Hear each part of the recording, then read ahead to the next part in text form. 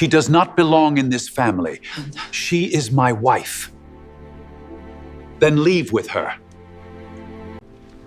This is not protection. This is a cage.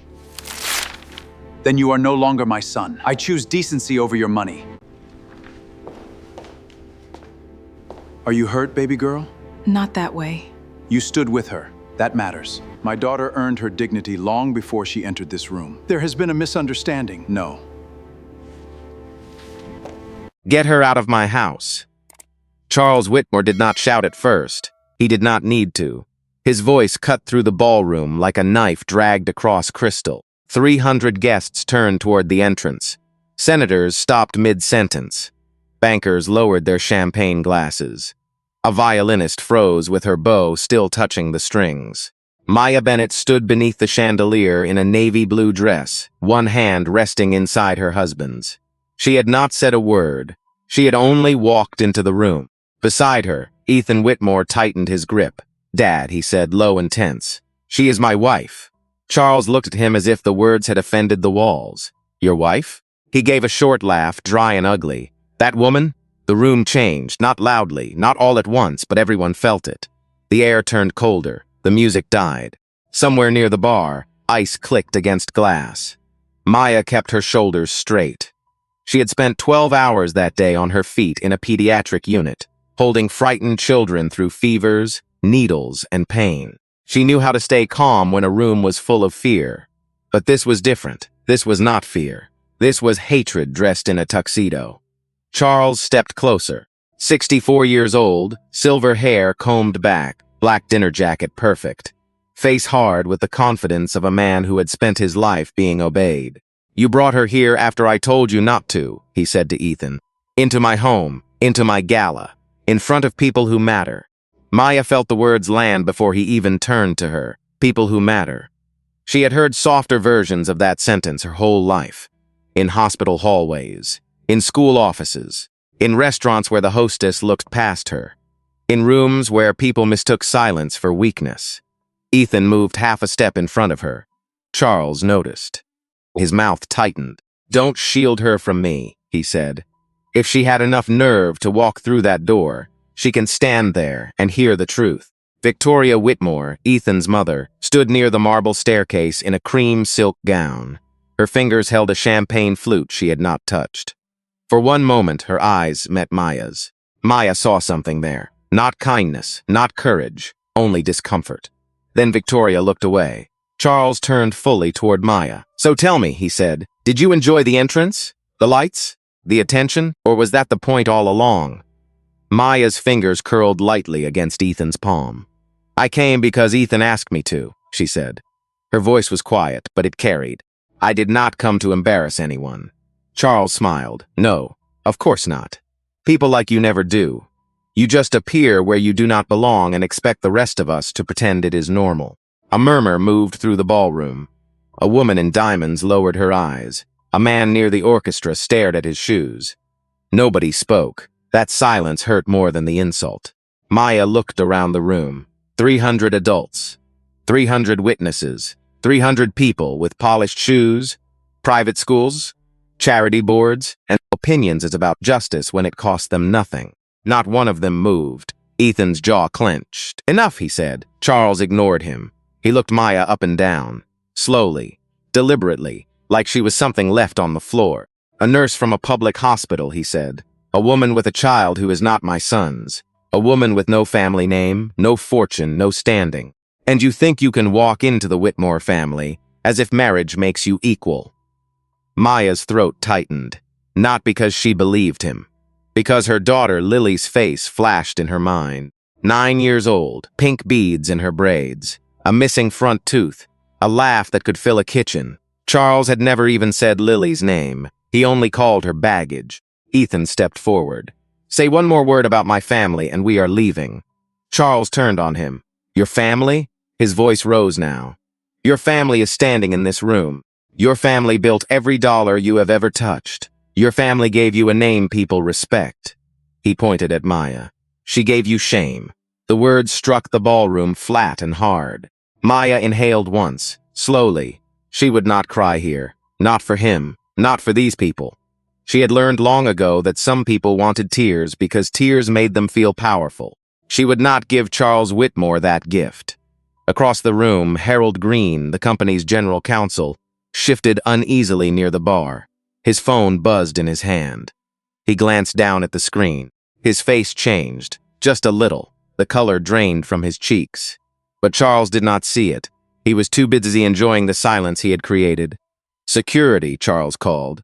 Two men in black suits looked up from the far wall. Ethan's hand tightened around Maya's. Charles lifted his glass toward the room as if making a toast. "Remove her," he said. "And Ethan, if you walk out with her, do not come back. No trust, no title, no apartment, no Whitmore name." The ballroom held its breath. Maya looked at Ethan. For one terrible second, she saw what this choice would cost him. Then Ethan turned away from his father and faced her. His eyes were wet, but steady. "Let's go," he said. Charles laughed behind them.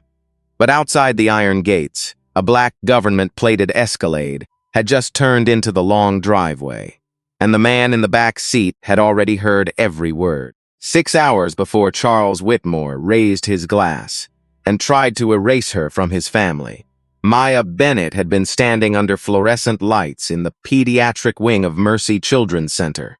The hospital did not smell like money. It smelled like antiseptic, apple juice, warm plastic tubing, and tired coffee. It sounded like soft alarms, rolling carts, rubber soles on tile, and mothers whispering prayers beside small beds. Maya had been on her feet since before sunrise. Her last patient was a little boy named Caleb, 7 years old, recovering from emergency surgery. He had woken up confused and terrified, reaching for a mother who had stepped into the hallway to cry where he could not seize her. Maya sat beside him and took his hand. "You are safe," she said. "Your mom is right outside. I am right here." Caleb blinked at her through tears. "Does it still hurt tomorrow?" Maya smiled gently, though her own back ached and her knees burned. "A little less tomorrow, then a little less after that. That is how healing works. It does not rush, but it keeps coming." The boy held her fingers tighter.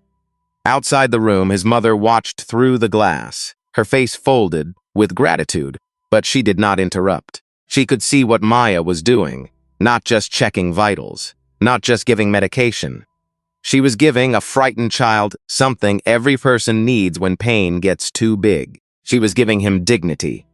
At the nurse's station, Angela Rivera looked up from a chart as Maya approached. Angela was 61, sharp-eyed, silver hair pulled into a bun, the kind of nurse who could hear trouble from 2 hallways away. "You look like you fought a war," Angela said. Maya gave a tired laugh. "Only a small one. Go home, before someone finds another reason to keep you." Maya signed out, changed into faded scrubs, and walked through the employee exit into the humid evening. Her old Honda sat near the back of the lot between 2 polished SUVs. The passenger door still had the dent from a grocery store cart last winter. She kept meaning to fix it. She kept choosing groceries, school shoes, and dental bills instead. She dropped her bag into the back seat and sat behind the wheel without starting the engine. For one quiet second, she let her head fall forward. Then her phone buzzed. Ethan. She knew before answering. Not the words, but the weight of them. "Hey," she said. There was a pause on the other end. "Too long." "Maya," Ethan said. "I need to tell you something before tonight." Her eyes closed. "He told you not to bring me." Silence. That silence said everything. Ethan exhaled hard. "He said if you come, he will make a scene. He said he will do it in front of everyone." Maya looked through the windshield at the hospital entrance.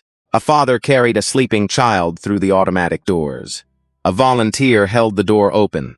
Nobody rich. Nobody famous. Just people doing small mercies in a world that needed more of them. "Then I should stay home," Maya said.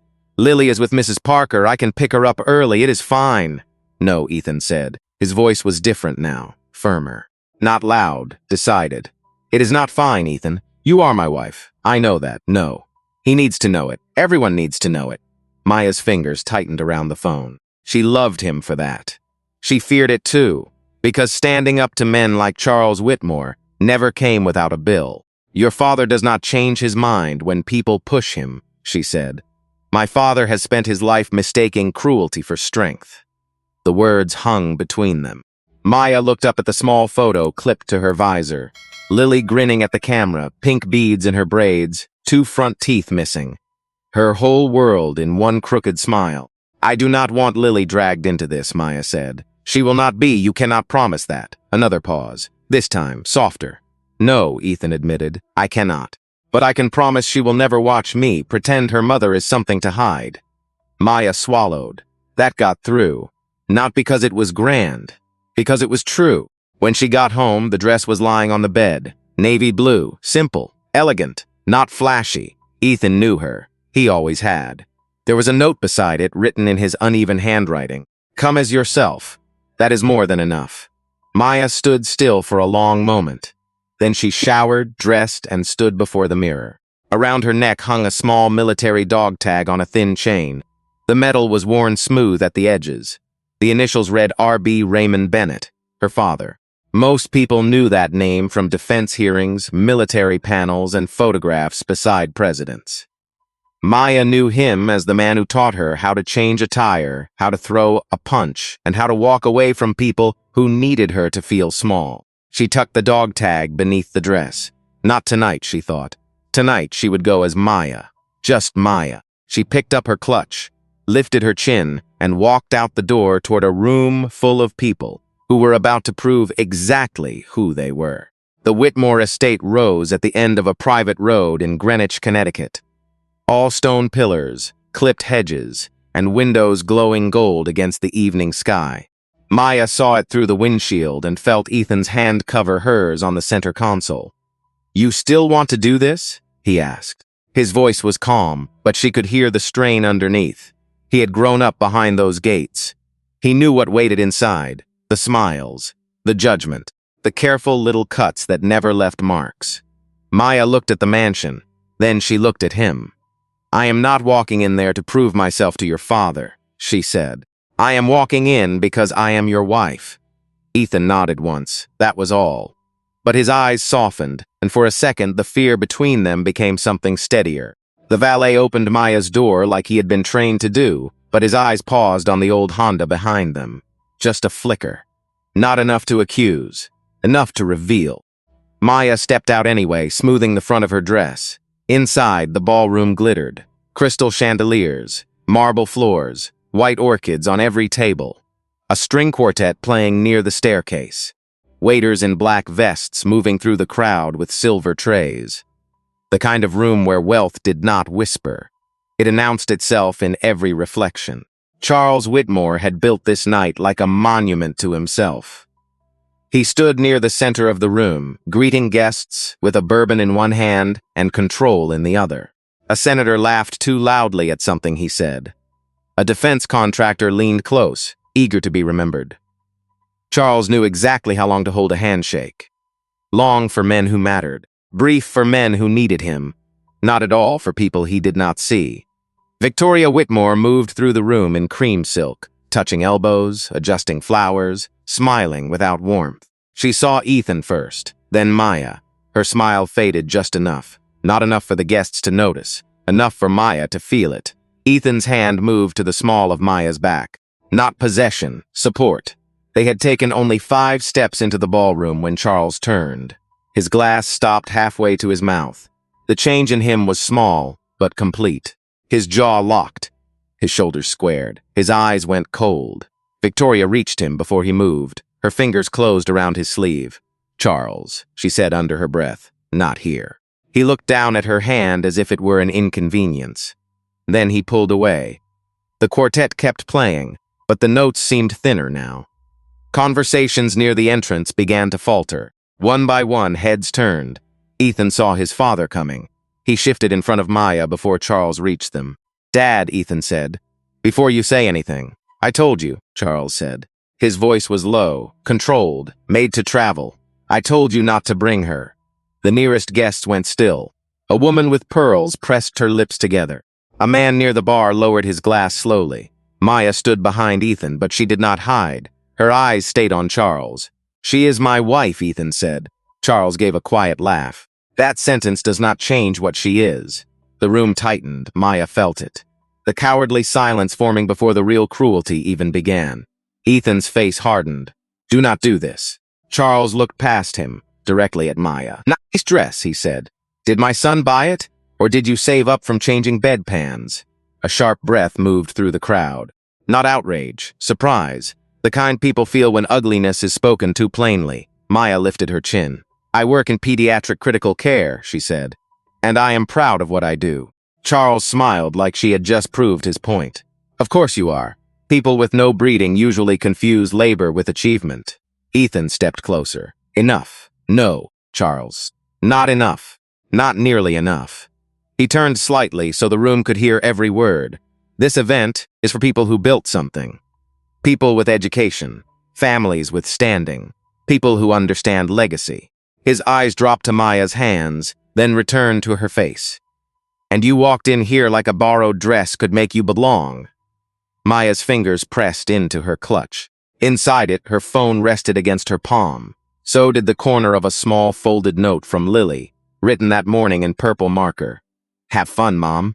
You look pretty. Maya held on to that sentence like a handrail. You do not know anything about me, she said. Charles leaned forward. I know enough. The words were quiet, ugly, final.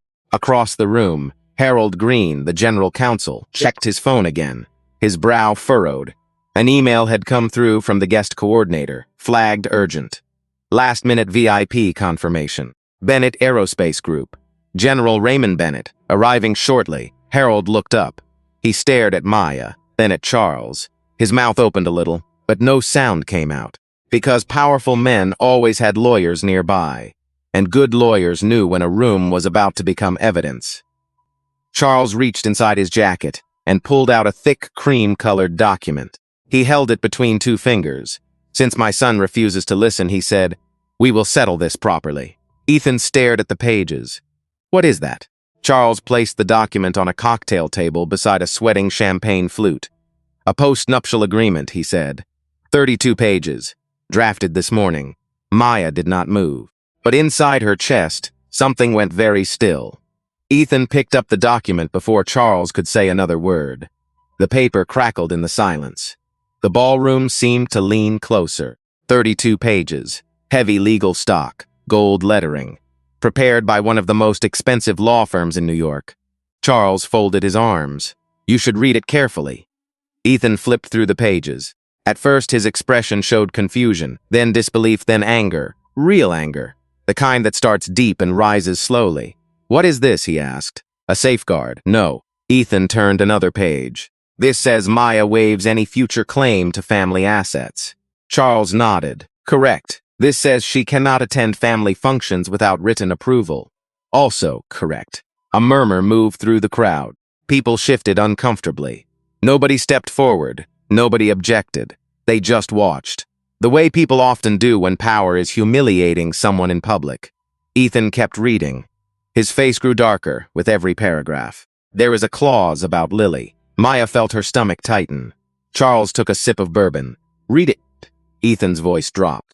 Any child from a previous relationship shall receive no financial consideration, inheritance rights, educational assistance, housing support, or future trust participation from the Whitmore family. The words hung in the air.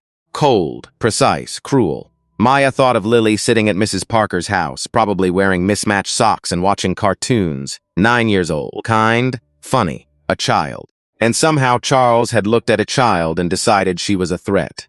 For the first time all night, Maya felt something sharper than humiliation. Protectiveness. Charles looked directly at her. I built this family over 40 years. I will not see it diluted. By a little girl? Maya asked quietly. Charles did not answer. Because the answer is yes. Ethan lowered the pages. You had lawyers spend time writing this? I had lawyers protect this family.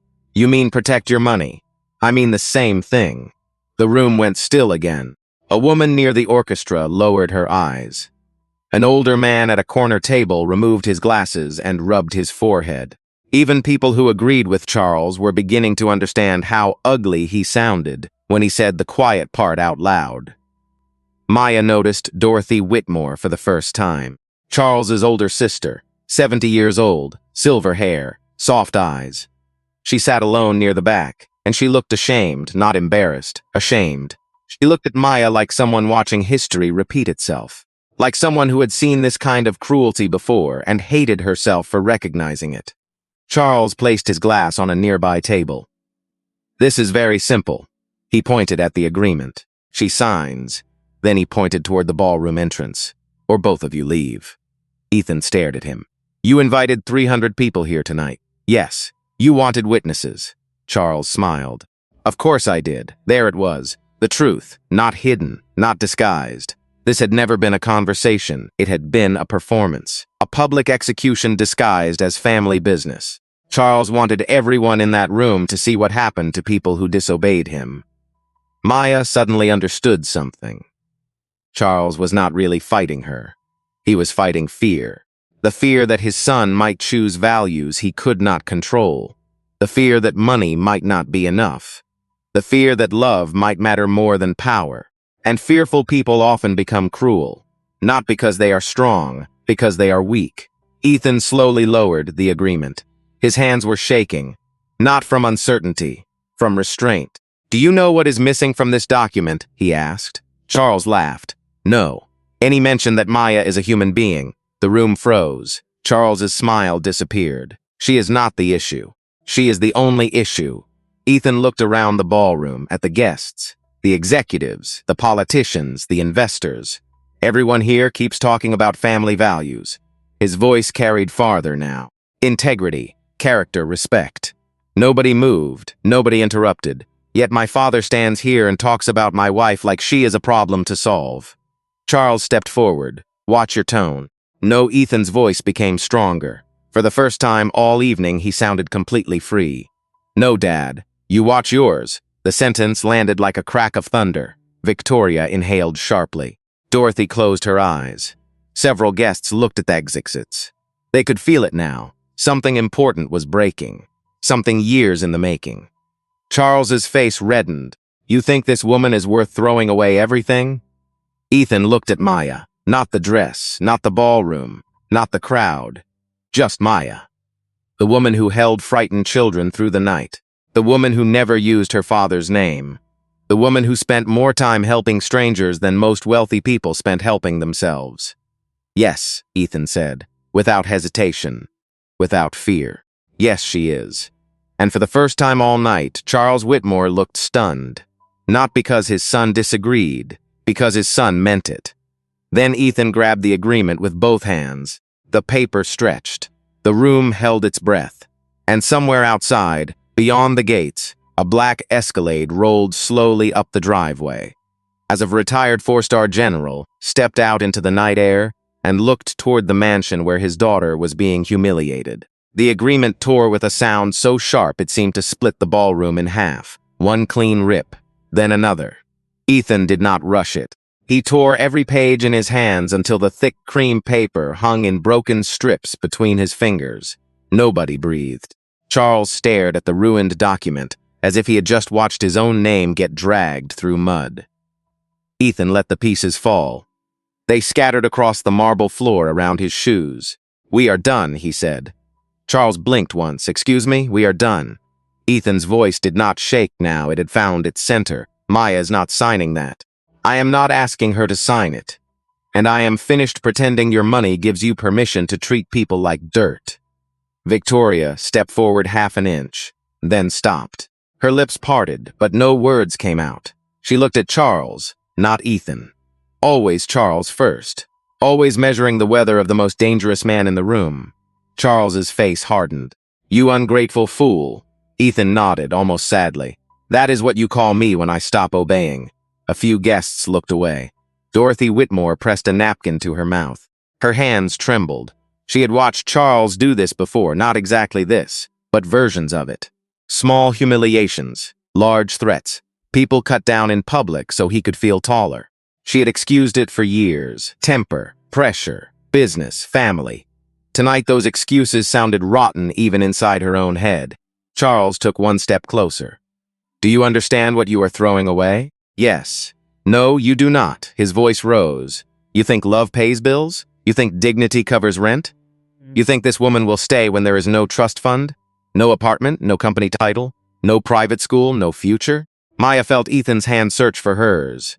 She gave it to him, their fingers locked. Charles saw it, his eyes narrowed. That simple touch enraged him more than any argument could have. Because it was quiet, because it was real, because it did not ask his permission. Charles pulled out his phone. The room stiffened. Harold Green took a step forward from the bar. "Charles, perhaps we should pause." Charles turned his head slowly. "Do not advise me in my own house." Harold stopped. He had been Charles's lawyer for nearly 15 years. He had cleaned up scandals, buried lawsuits, softened headlines, and rewritten cruelty in corporate language. But this was different. This was not a problem behind closed doors. This was happening under chandeliers, in front of witnesses, with phones in pockets and power shifting in ways Charles could not yet see. Charles dialed. He kept his eyes on Ethan. "Richard," he said into the phone, "freeze Ethan's access to every trust-linked account. Effective immediately. Credit lines too. Corporate card, personal card. All of it." Maya heard someone gasp. Charles listened for a moment. "I do not care what time it is. Do it now." He ended the call. Then he smiled. "Not punishment. There," he said. "Now you can start your marriage honestly, with nothing." Ethan's face went pale, not from regret, from shock at how easily a father could wound his own son. Charles turned toward the room. "Let every person here understand this. Ethan Whitmore is no longer an officer of Whitmore Capital. He is no longer a beneficiary of any Whitmore family trust. He is no longer welcome in this house." Victoria flinched, just once. But she did not speak. Ethan looked at her mom. One word, small, broken. Victoria's eyes shone, but her posture stayed perfect. "Your father is trying to save you," she said. The sentence landed harder than Charles's shouting. Ethan stared at her, as if he was seeing her clearly for the first time. "No," he said softly. "He is trying to own me, and you are helping him." Victoria looked away. Dorothy made a quiet sound from the back table, almost a sob. Charles pointed toward the entrance. "Take your wife and her child and go. Let us see how noble you feel when the bills arrive." Maya stepped forward. Her voice was calm. "You can take his cards. You can take the apartment. You can take the title you gave him." Charles looked at her with contempt. Maya held his gaze. "But you cannot take his character. You never gave him that." For the first time, Charles had no immediate answer. The room felt the shift, small, dangerous. Ethan gently pulled Maya toward the exit. They walked through the crowd, past the orchids, past the champagne, past the faces that watched but did not help. 10 steps from the door, Charles called after them, "You will come back." Ethan did not turn. Charles's voice sharpened. "When real life hits, you will crawl back. People always do."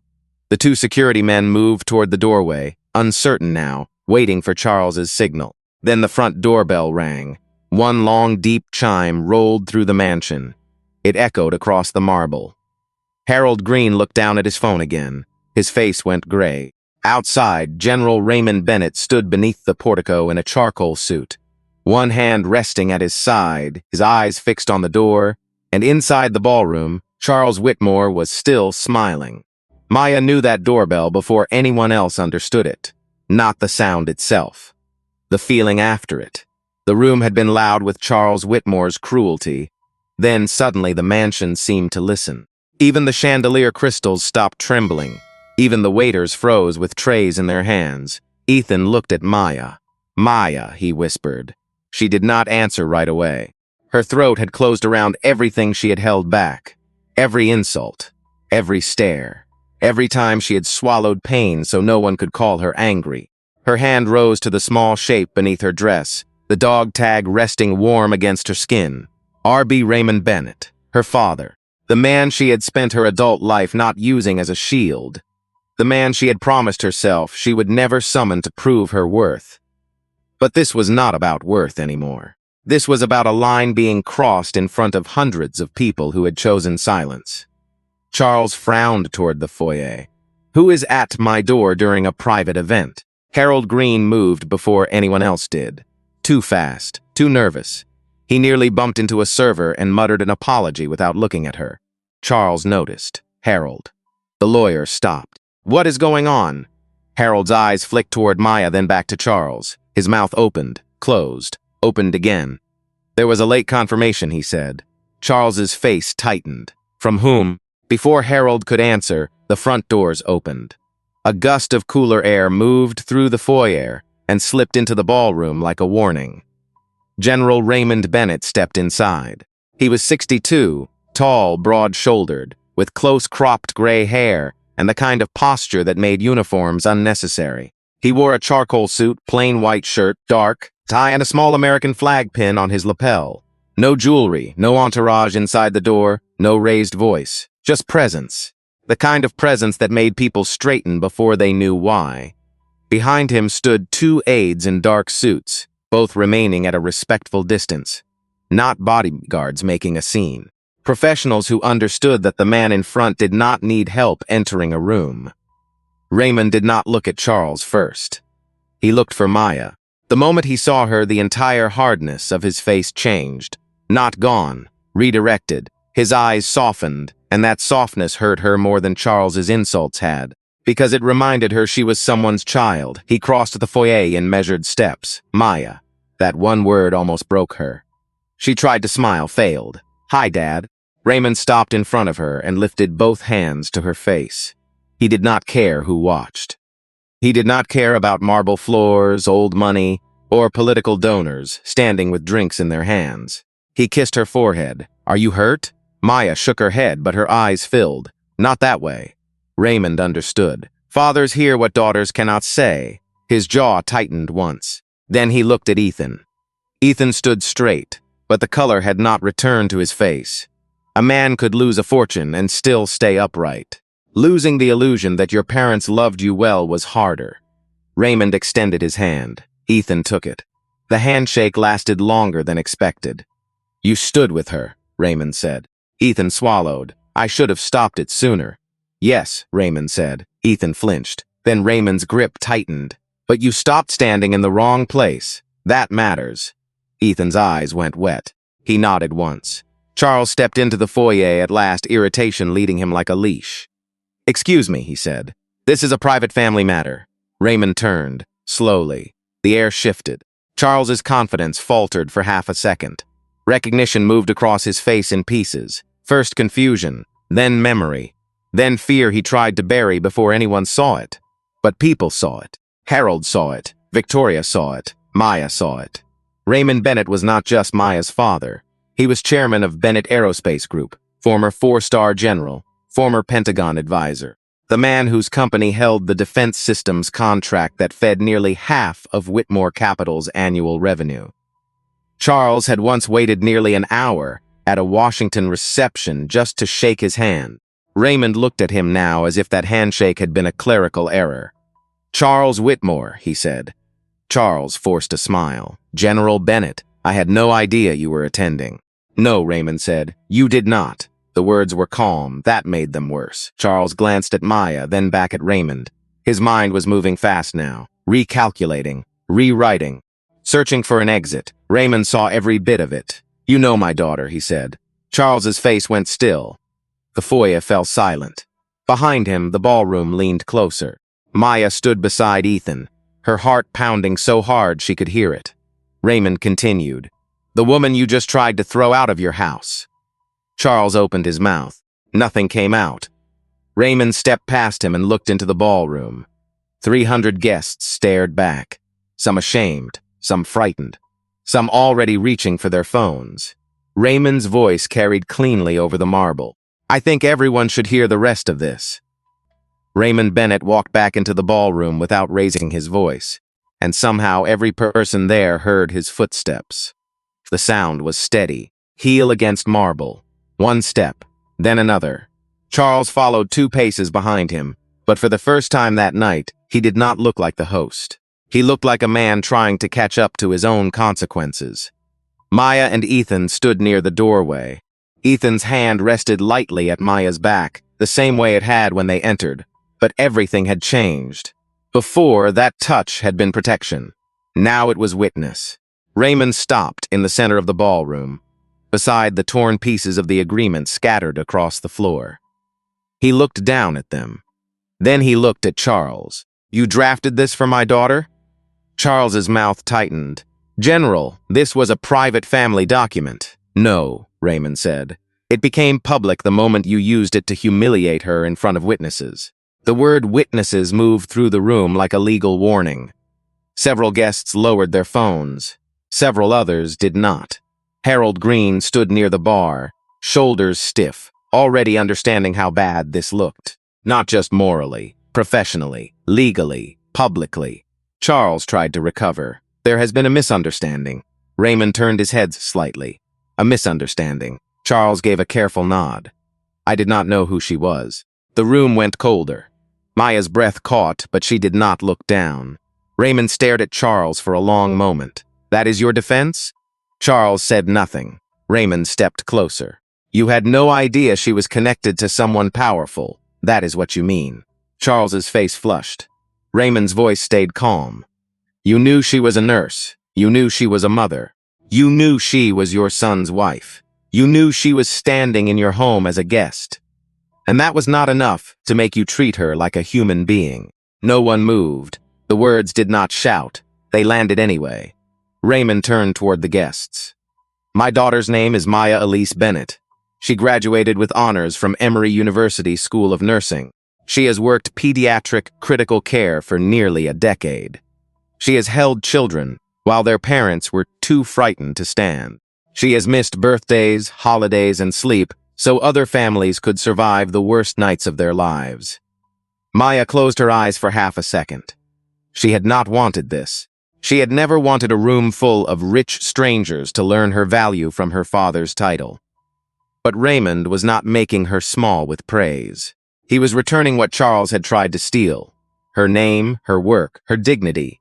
Raymond continued, She chose not to use my name. She chose not to use my money. She built her life honestly, quietly, with her own hands. He turned back to Charles. You looked at that and saw nothing. Charles swallowed. Victoria stood by the staircase, pale now. Her champagne flute was gone. She had set it somewhere without realizing it. Her fingers touched her pearls again and again, like prayer beads with no prayer behind them. Dorothy rose slowly from her chair. Raymond, she said, voice trembling. I am sorry. Charles snapped his head toward her. Sit down, Dorothy. Dorothy flinched. Then she did something that surprised even herself. She stayed standing. No, she whispered. It was not loud. But in that room, it sounded enormous. Charles stared at his sister as if betrayal had entered from every side. Dorothy looked at Maya. I should have spoken sooner. Maya's eyes softened, but she said nothing. Some apologies needed time before they could become repair. Raymond reached into his jacket and took out a business card. Cream stock, plain black letters. He placed it on the cocktail table in front of Charles. Charles looked down. Raymond A. Bennett, Chairman, Bennett Aerospace Group. The name sat there quietly. It did not need decoration. Harold Green closed his eyes. He knew the numbers. Everyone in Charles's inner circle knew the numbers. Whitmore Capital's largest defense financing portfolio depended on Bennett Aerospace. Long-term procurement support, supply chain credit lines, joint acquisition funding. Nearly half the firm's annual revenue touched that relationship in one way or another. Charles stared at the card. His color changed slowly. First the anger faded, then the confidence, then something much older appeared. Fear. Raymond watched him see it. I am not here to punish you for offending my pride, Raymond said. I am here because men like you make rooms unsafe for people who do not have my last name. That sentence found every quiet person in the ballroom. The waiter still holding champagne near the wall. The junior analyst who had been laughed over in meetings. The housekeeper standing half-hidden by the service door. The young black woman in a black cocktail dress who had mouthed sorry to Maya and hated herself for stopping there. Raymond picked up one torn strip of the agreement. You called this protection. He let it fall. I call it evidence. Charles stared at the torn strip of paper on the marble floor. Evidence. The word did something to him. It entered the room quietly and took a seat at every table. He looked at the guests, at the phones half hidden in hands, at the faces no longer smiling for him. A senator who had laughed with him earlier now stared at the orchids as if he had never met him. A hedge fund manager stepped back 2 inches. Small distance. Public distance. the kind that matters in rooms like that. Charles forced a laugh. It came out thin. General, I respect your service, I truly do. But surely you can understand that families have private disagreements. Raymond did not move. This was not private. Charles lifted both hands, palms open, the pose of a man trying to turn violence into misunderstanding. Emotions ran high. Words were said. Words reveal things, Raymond said. Charles swallowed. Raymond took one slow step closer. You did not lose your temper. You prepared a legal document. You positioned security near the exits. You froze your son's accounts with one phone call. That is not emotion. That is planning. Harold Green's jaw tightened. He knew that was true. Worse, he knew other people knew it now too. Victoria stepped beside Charles. Her face had regained some of its polish, though her eyes were restless. General Bennett, she said carefully, perhaps we should speak somewhere quieter. This room has already endured enough. Raymond looked at her. For the first time all night, Victoria seemed smaller. This is endured silence, he said. My daughter endured enough. Victoria's lips pressed together. Dorothy looked down, tears sliding freely now. She did not wipe them away. Charles tried again. Raymond, we have had a long and profitable relationship. Bennett Aerospace and Whitmore Capital have done extraordinary work together. I would hate for a personal matter to interfere with business. Maya heard the shift. Not regret. Strategy. Charles had stopped seeing her as a person to crush and started seeing her as a financial threat.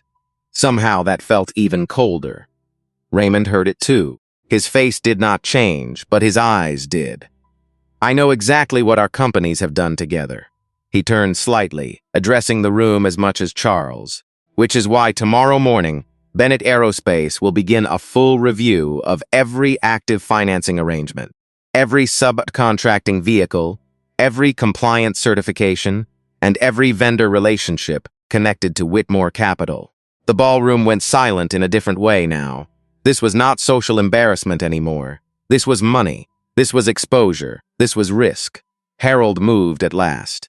General Bennett, he said, voice controlled but strained, with respect. Any contract review would require proper notice under the existing terms. Raymond nodded once. And my legal team will provide it. Harold went still. Raymond continued. They will also examine whether Whitmore Capital's leadership conduct creates reputational, operational, or compliance concerns under our ethics provisions.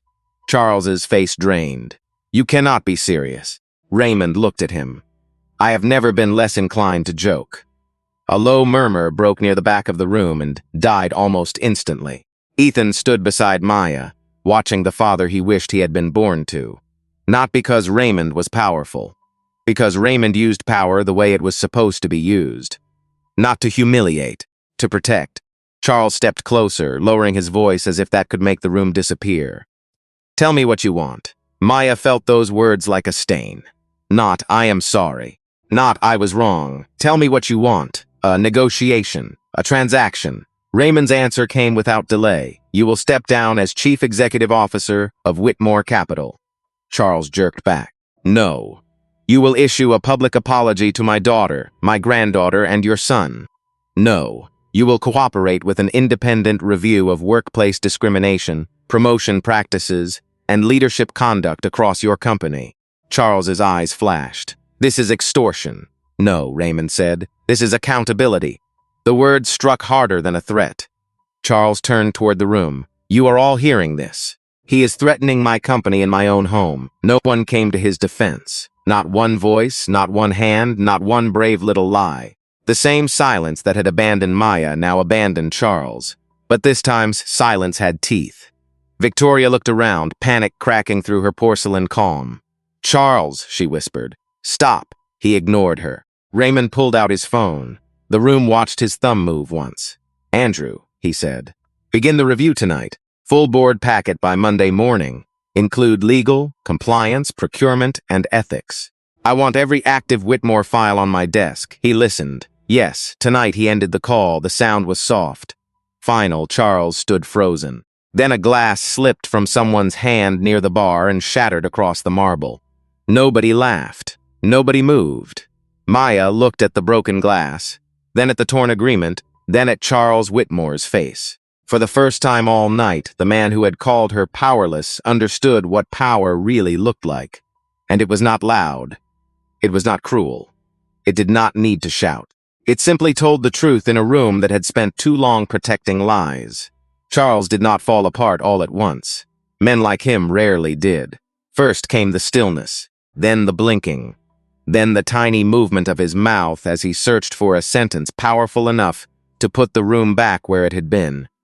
He found nothing. Raymond placed his phone back into his jacket pocket. 48 hours, he said. Charles looked up. Raymond's voice stayed even. You have 48 hours to notify your board that you are taking leave pending review. You will not contact my daughter. You will not contact my granddaughter. You will not retaliate against your son. If any account you froze remains inaccessible by morning, my attorneys will treat that as coercive financial abuse and preserve it accordingly. Harold Green went pale. That phrase mattered. Coercive financial abuse. It changed the shape of the night. It was not just family cruelty anymore. It was control. It was leverage. It was documented. Ethan's head turned slightly toward Maya. He had not even thought of that. He had been too stunned by the loss to name the weapon. Maya had. Women often recognized control before men did, because women were so often asked to survive it quietly. Charles pointed at Raymond with a trembling hand. You do not get to walk into my house and dictate terms. Raymond looked around the ballroom. No, your conduct invited witnesses. I am simply speaking where they can hear. A few people lowered their eyes. One older man near the front took out his phone and began typing with shaking fingers. Not recording now, texting someone. A board member, maybe. A lawyer. A reporter. In wealthy rooms, news traveled wearing cufflinks. Victoria stepped closer to Charles and touched his sleeve. Charles, please. He shook her off. No, I will not be lectured in my own home. Raymond nodded slightly. That is your problem. You believe ownership of a room gives you ownership of the people inside it. That sentence landed heavily. Maya felt it in her chest. So did the staff. A young server standing by the wall looked down at her tray and blinked back tears. She had probably heard men like Charles speak down to her 100 times. Not as loudly, not as dramatically. But the shape was the same. Raymond turned toward Ethan. Do you have somewhere safe to stay tonight? Ethan hesitated. It was the first time the question cut through the performance and touched real life. No apartment, no cards, no access to the accounts he had assumed were his, and yet he looked at Maya first. We will manage. Maya touched his wrist. My place, she said. It is small, but it is ours. Ethan nodded. There was pain in his eyes, but there was also relief. Not comfort, relief. The kind that comes when the price is terrible, but the choice is finally clean. Dorothy stepped out from behind her table. Her heels clicked softly as she crossed the marble. Every eye followed her because everyone knew what it meant to move now. She stopped in front of Maya. I am sorry, Dorothy said. Her voice broke on the last word. Maya studied her face. Old guilt. Fresh shame. Real regret. Dorothy reached into her small silver purse and pulled out a folded card. My number, if you need anything tonight. A car, a lawyer, clothes for Lily, anything. Charles barked a bitter laugh. Sit down, Dorothy. You are embarrassing yourself. Dorothy did not look at him. I have been embarrassing myself for years by staying silent. The ballroom absorbed that like a confession. Maya took the card. Thank you. It was not forgiveness. Not yet. But it was a door left open. Harold Green finally moved away from the bar. He walked toward Ethan, careful not to look like he was choosing sides, even though everyone knew he was. Ethan, he said quietly, I will call the bank myself. Your access should be restored within the hour. Charles turned on him. Harold. Harold faced him, shoulders tense but voice steady. I am advising the company now, not you. He did not say it. He did not have to. Charles heard it anyway. Something in his face collapsed. Not completely, just enough. The empire had not fallen yet, but the first wall had cracked. Raymond walked back to Maya and placed one hand on her shoulder. We are leaving. Maya looked toward the ballroom one last time. 300 faces, some guilty, some frightened, some pretending they had always disapproved. She would remember the silence more than the insults. Ethan took her hand. Together they walked toward the foyer. Raymond beside them, Dorothy a few steps behind, Harold already on his phone, speaking in a low, urgent voice. Behind them, Charles stood beneath the chandelier he had paid for, in the mansion he owned, surrounded by people who no longer knew whether it was safe to stand near him. Victoria remained beside the staircase, one hand at her throat. For a moment, Maya thought she might say something. Call out, apologize, choose her son. But Victoria only watched them go. The heavy front doors opened. Cool night air touched Maya's face. She breathed it in like medicine. Outside, the Escalade waited with its lights low. Beyond it, the long driveway curved through the dark trees toward the iron gate.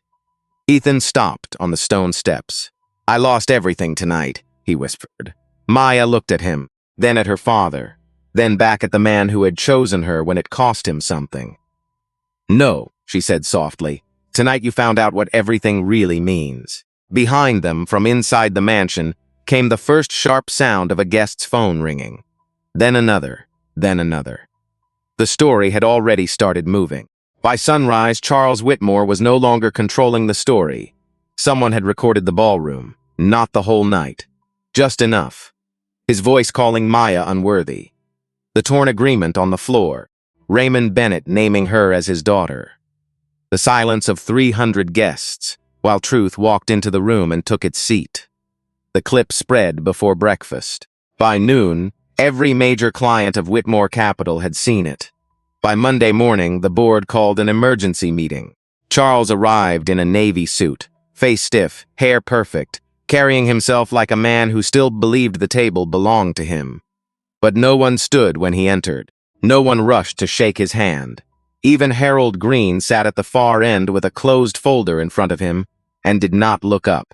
Margaret Ellis, the board chair, spoke first. Charles, we have reviewed the recordings, the witness statements, and the preliminary compliance concerns raised by Bennett Aerospace. Charles gave a tight smile. This is being inflated by emotion. No, Margaret said, this is being measured by risk. That word landed harder than outrage ever could. Risk. Contracts at risk. Reputation at risk. Leadership at risk. Power understood that language. Raymond's review had already uncovered more than the gala. Former employees had contacted Bennett Aerospace's outside counsel over the weekend. Black analysts passed over for promotion. Women warned not to be too assertive. Diversity reports polished until they became fiction. Complaints routed into silence. Charles tried to interrupt. Margaret raised one hand. Effective immediately, the board is requesting your resignation as chief executive officer. The room went still. Charles looked from face to face, waiting for loyalty. It did not come. Not from the directors he had appointed. Not from the men who had toasted him. Not from Harold. His mouth opened, then closed. For the first time in decades, Charles Whitmore had no room left to dominate. He resigned before the close of business. The apology came 2 days later. A camera, a desk, a prepared statement. His voice flat as he said he regretted his words. The public heard the sentence and knew what it was, not repentance. Damage control. But Maya did not watch it. She was at Mercy Children's Center, standing beside a small hospital bed, adjusting a blanket around Caleb's shoulders. The boy blinked up at her. Are you famous now? He asked. Maya smiled softly. No, sweetheart. My mom said you were on the news. Then your mom watches too much news. He laughed, then winced, and Maya gently touched his hand. Easy. Healing takes time, remember? In the hallway, Angela Rivera watched her with quiet pride. You know reporters are still calling the front desk, Angela said. Maya checked the IV line. Tell them my patients need me. Angela's face softened. That all? Maya nodded. That is all, and somehow those words became the only statement that mattered.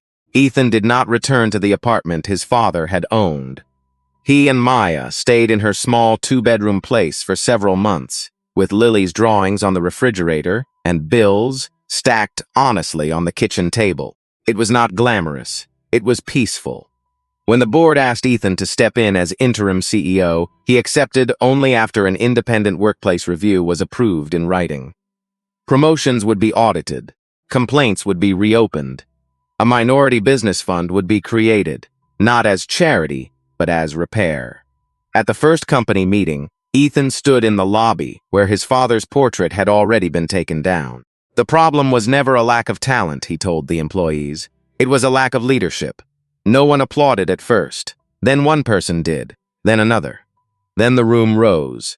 6 months later, Maya and Ethan renewed their vows in a small garden in Westchester. No ballroom. No orchids flown in from another coast. Just 30 people, folding chairs, Autumn, Light, and Lily walking down the aisle with petals in both hands. Raymond stood beside Maya before the ceremony began. "You okay, baby girl?" Maya looked at Ethan, then at Lily, then at the empty chair with her mother's photograph resting on it. "I am," she said. "I think I really am." Dorothy came too. She arrived early, carrying a handwritten apology and a stuffed giraffe for Lily. Maya did not pretend everything was healed, but she let Dorothy sit in the second row. Sometimes healing begins not with forgetting, but with telling the truth and staying long enough to do better. Charles never attended. His name faded from the places he once controlled. His country club membership was quietly suspended. His board seats disappeared one by one. The house in Greenwich went up for sale the following spring. But Maya kept working. Ethan kept rebuilding. Raymond funded scholarships for single mothers entering nursing and law, naming the foundation after Maya's late mother. And Lily grew up knowing something no trust fund could teach. That dignity is not granted by wealthy people. It is yours before they ever enter the room. So here is the question. If you had been standing in that ballroom, holding a glass, watching one person be humiliated while everyone else stayed quiet, what would you have done? Because the truth is simple. The way we treat people when we think they have no power is the clearest picture of who we really are.